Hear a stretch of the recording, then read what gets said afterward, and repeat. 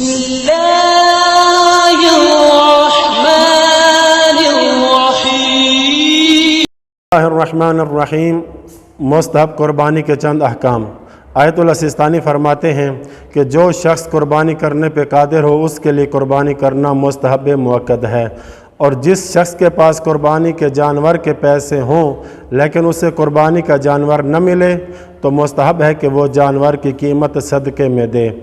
دوسرا سوال یہ ہے کہ کیا عید الاضحیٰ کی قربانی عقیقے سے بری و ذمہ کر دیتی ہے یا نہیں؟ تو جواب میں آیت اللہ سیستانی فرماتے ہیں کہ عید الاضحیٰ کی قربانی عقیقے سے بری و ذمہ کر دیتی ہے۔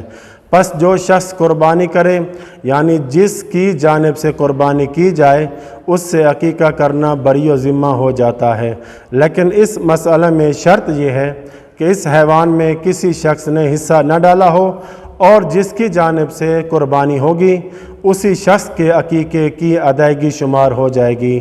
اس طرح کی قربانی کے حیوان کے گوشت پر عقیقے کے دیگر احکام جاری نہیں ہوتے، لہٰذا قربانی کے اس حیوان کے گوشت کو گھر کے تمام افراد کھا سکتے ہیں، ماں باپ اور دیگر افراد کے لیے مکروہ بھی نہیں ہے۔ وصلی اللہ علی محمد وآلہ